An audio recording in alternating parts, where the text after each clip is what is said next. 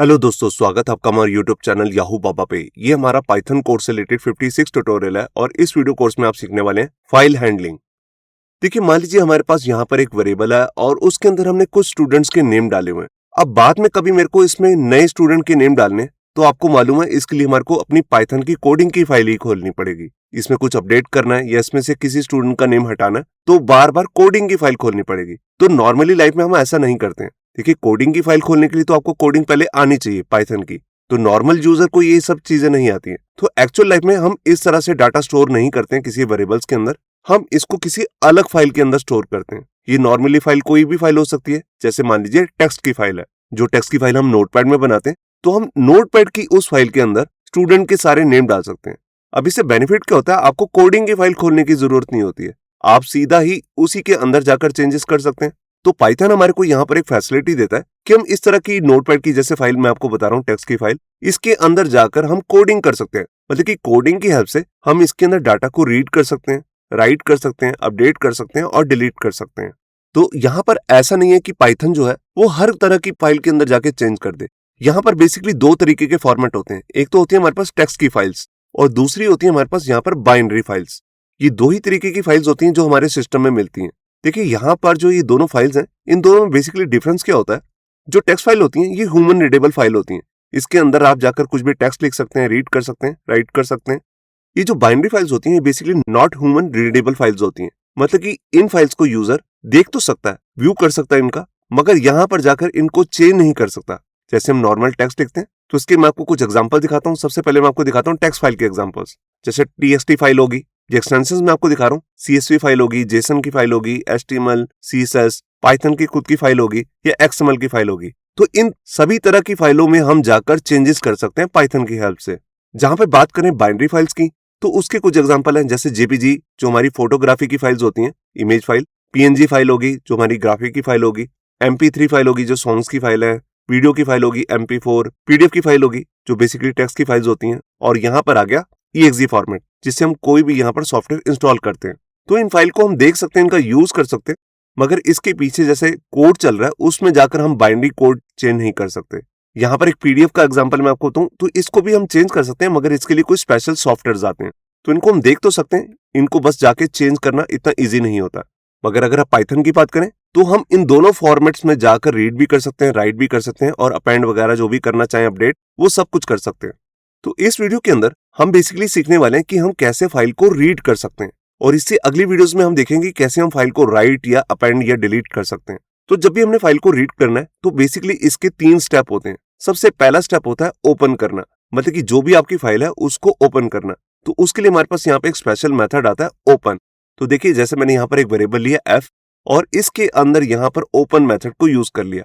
अब इसके अंदर आते हैं 2 पैरामीटर। सबसे पहले आता है फाइल का नेम। जैसे अगर आप टेक्स्ट की फाइल को देख रहे हैं तो यहाँ पर आप इस तरह से स्ट्रिंग फॉर्मेट में फाइल का नेम दे देंगे। अब जहां पर आपकी ये कोडिंग की फाइल पड़ी है वहीं पर ये फाइल पड़ी होगी तो इस तरह से चलने लगेगी, वरना आपको एग्जैक्ट पूरा पाथ बताना पड़ेगा। और सेकंड फॉर्मेट की अगर बात करें जो है मोड, तो यहाँ पे हमें पहले बताना पड़ता है कि जो ये फाइल मैं ओपन करने जा रहा हूँ ये किस मोड में ओपन करूंगा। तो यहाँ पर कहीं डिफरेंट मोड्स आते हैं, जैसे आप यहाँ पर देख रहे हैं। ये उन सभी मोड्स का यहाँ पर शॉर्ट कोड है। जैसे R का मतलब होता है यहाँ पर रीड करना, W का मतलब है राइट।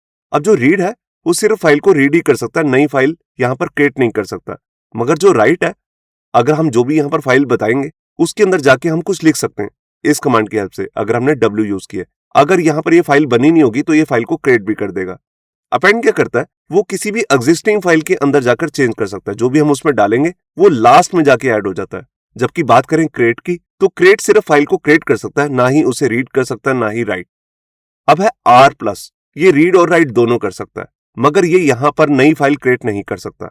अगर नई फाइल क्रिएट करनी है रीड और राइट में तो W+ यूज करना पड़ेगा। मतलब कि ये W+ आपको रीड और राइट के साथ एक अथॉरिटी और दे देता है कि आप अगर ये फाइल नहीं बनी हुई है तो ये फाइल क्रिएट भी कर देता है। इसी तरह A+, जो रीड भी कर सकता है, अपेंड भी कर सकता है।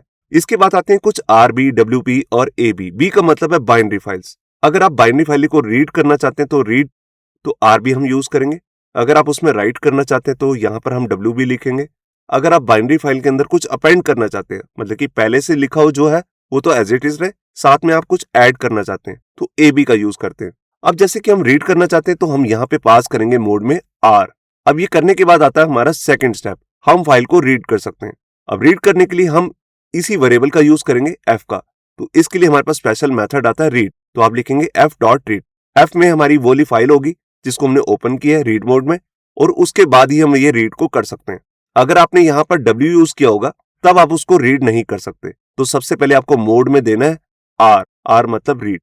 अब आपने फाइल को रीड कर लिया, इसको जो प्रिंट करना था कर लिया आपने। उसके बाद हमारा लास्ट स्टेप आता है जो है क्लोज करना। देखिए जो ये स्टेप होते हैं ये यूज करना जरूरी नहीं होता। अगर आप इस स्टेप का यूज नहीं करते, जो भी आपने यहाँ पर फाइल रीड की है वो आपकी रैम में ही रह जाती है, तो बेफालतू में वो आपकी रैम की जगह घेरती रहती है। तो हम चाहते हैं अगर इसका काम खत्म हो गया तो साथ के साथ ये फाइल क्लोज भी हो जाए। तो इसके लिए स्पेशल मेथड आता है क्लोज। तो सबसे पहले आप एफ बताएंगे, एफ मतलब कौन सी फाइल को आपको क्लोज करना है।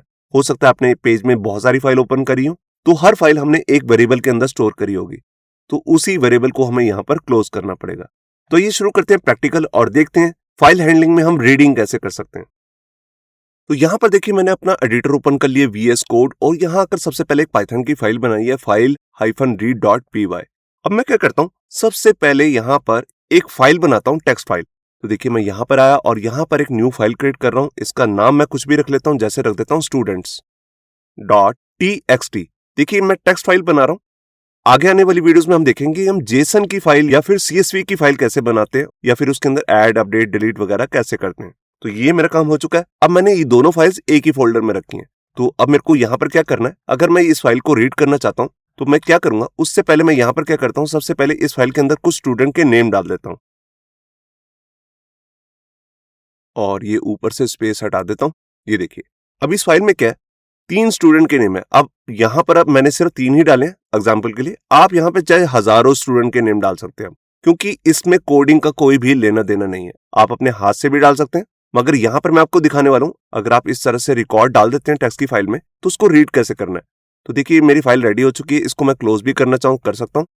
अब यहाँ पर आकर सबसे पहले मुझे क्या करना है, जैसे कि मैंने आपको बताया अगर आप फाइल को रीड करना चाहते हैं तो सबसे पहला स्टेप है उसको ओपन करना। तो यहाँ पर मैं फाइल नाम से एक वेरिएबल लेता हूँ और इसके अंदर ओपन नाम से मेथड यूज करूंगा। ये पाइथन का अपना मेथड है और इसके अंदर बताऊंगा फाइल का नेम।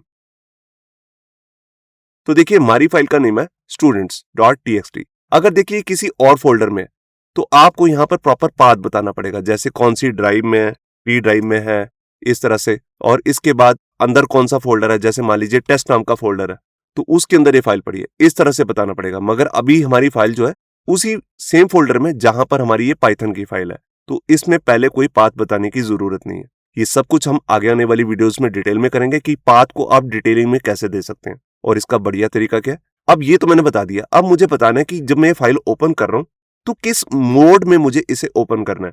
तो मैं इसे सिर्फ रीड करना चाहता हूँ, तो देखिए ये सारे मोड मैंने अभी आपको बताए हैं।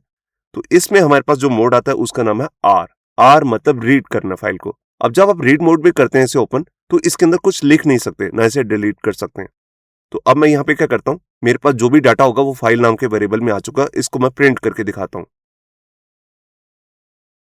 ये देखिए यहाँ पर मैंने लिखा फाइल, फाइल के अंदर हमारी ये फाइल आ चुकी है रीड मोड में, और इसके लिए रीड करने के लिए हमारे पास मेथड आता है रीड। अब ये फाइल रीड करके हमारे को यहाँ पर प्रिंट कर देगा, और जब रीड करके प्रिंट कर देगा इसके बाद इस फाइल को क्लोज भी कर देना। तो उसके लिए मैं लिखूंगा फाइल डॉट क्लोज।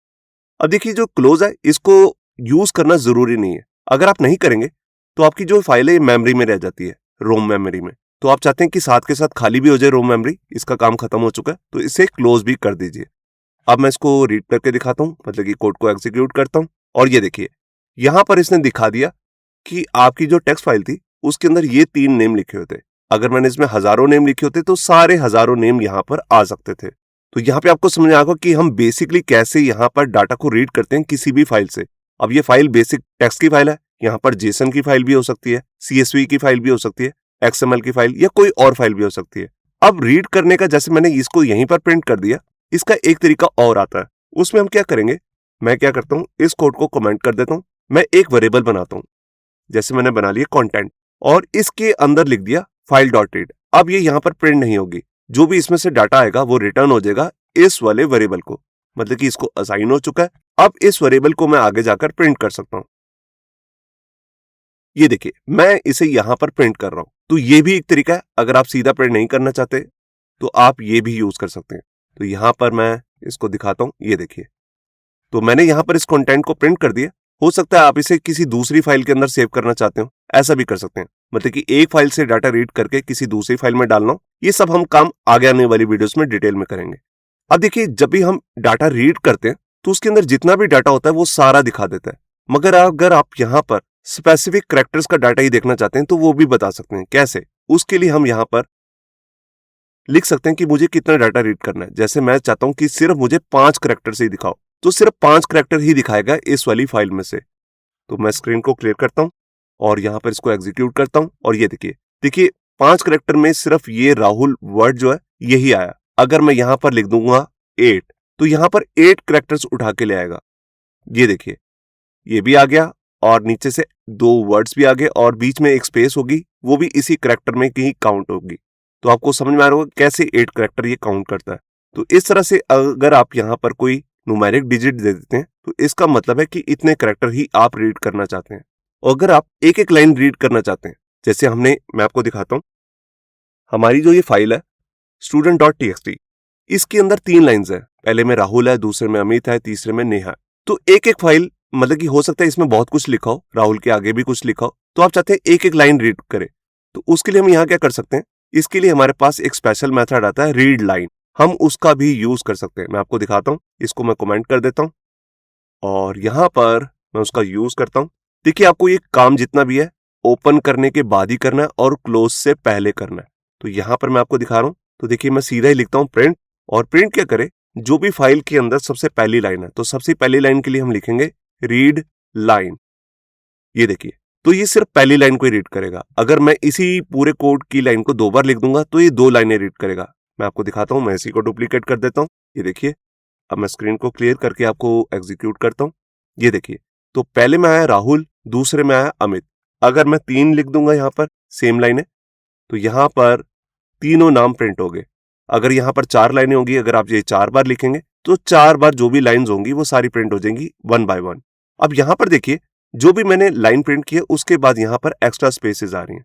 ऐसा क्यों हो रहा है? क्योंकि जो भी टेक्स्ट की फाइल होती है इसके अंदर बाय डिफॉल्ट एंटर होता है, तो ये वो एंटर की स्पेस ज्यादा ले लेता है। तो उसके लिए हम क्या कर सकते हैं, हम हर लाइन को जैसे प्रिंट कर रहे हैं, एक तो इसके अपने अंदर भी एंटर है, फिर उसके बाद जो प्रिंट होता है वो भी प्रिंट करने के बाद नेक्स्ट लाइन में एंटर होता है। तो उसको हटाने के लिए हम क्या कर सकते हैं, ये सब कुछ हम पिछली वीडियोस में देख चुके हैं। तो मैं यहाँ लिखता हूँ एंड, और इसके बाद मैं बताता हूँ कि एंड में स्पेस देनी है, ना कि एंटर लगाना है। अब यही सेम काम मैं दोनों लाइनों में यहां पर कर दिया। अब मैं इसको आपको प्रिंट करके दिखाता हूं, तो अब आप देखेंगे इन लाइनों में स्पेस नहीं आएगी। ये देखिए, तो आपने देखा मैं एक एक लाइन को प्रिंट कर रहा हूं। मैं बीच में कुछ और लिखना चाहूं वो भी लिख सकता हूं। जैसे मैंने यहां पर लिख दिया कि पहली लाइन प्रिंट करो, फिर हेलो प्रिंट करो, फिर दूसरी लाइन, फिर तीसरी लाइन। ये देखिए, यहां पर बीच में आ गया हेलो। तो आप देख रहे हैं कि अगर हम एक एक लाइन करके प्रिंट करना चाहते हैं तो यहाँ पे हमारे पास मेथड आता है रीड लाइन। अब यहाँ पे रीड लाइन से मिलता जुलता एक मेथड और होता है जिसका नाम होता है रीड लाइंस। यहाँ पर एस लगा होता है। मैं आपको दिखाता हूँ, इस कोड को मैं कमेंट करता हूँ और यहाँ पर ये पूरी लाइन कॉपी कर लेता हूँ। अब यहाँ पर ये एंड हटा देता हूँ और यहाँ पर मैं लिखता हूँ, सबसे पहले प्रिंट नहीं करना मुझे इसे, मैं यहाँ पर लेता हूँ एक वेरिएबल लाइंस।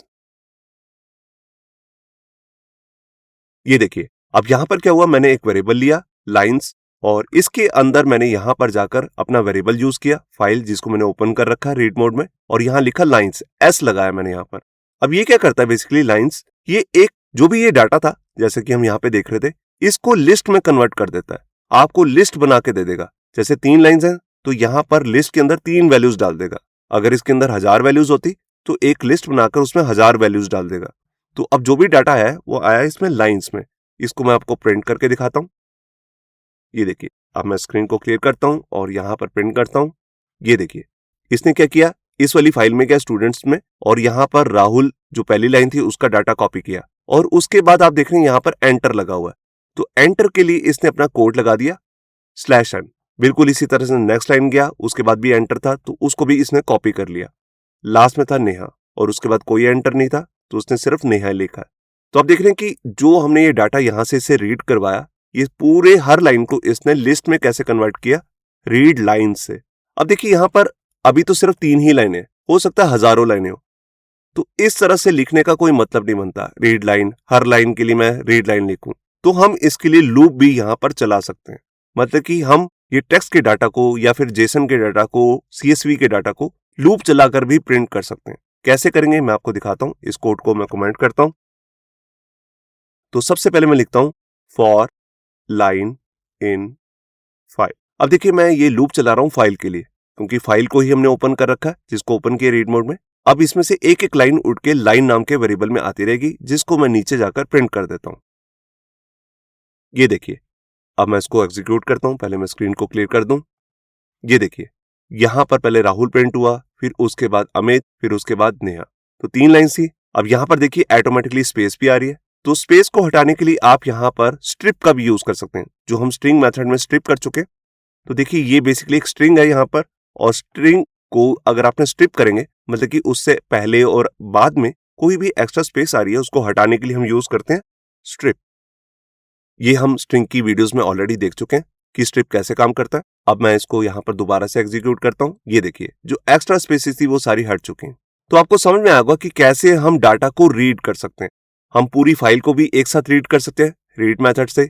अगर हम यहाँ पर कैरेक्टर्स को रीड करना चाहते हैं, तो रीड मेथड के अंदर कैरेक्टर्स बता सकते हैं कि कितने डाटा हमारे को रीड करना है। अगर हम एक एक लाइन करके प्रिंट करना चाहते हैं, रीड करना चाहते हैं, तो हम ऐसे भी कर सकते हैं यूज। और अगर हम यहाँ पर लिस्ट में कन्वर्ट करना चाहते हैं, तो रीड लाइंस करके मेथड आता है। हम लूप से भी हजारों लाइनें प्रिंट कर सकते हैं। तो यही था हमारे इस वीडियो का टॉपिक, जिसके अंदर हमने फाइल हैंडलिंग में सबसे पहला टॉपिक कवर किया रीड करना। इससे नेक्स्ट वीडियो में हम कवर करेंगे राइट करना फाइल को। और जो भी मैंने इस वीडियो के अंदर कोड किया, ये सब कुछ मिल जाएगा आपको हमारे गिटहब के अकाउंट से, जिसका लिंक भी नीचे डिस्क्रिप्शन में।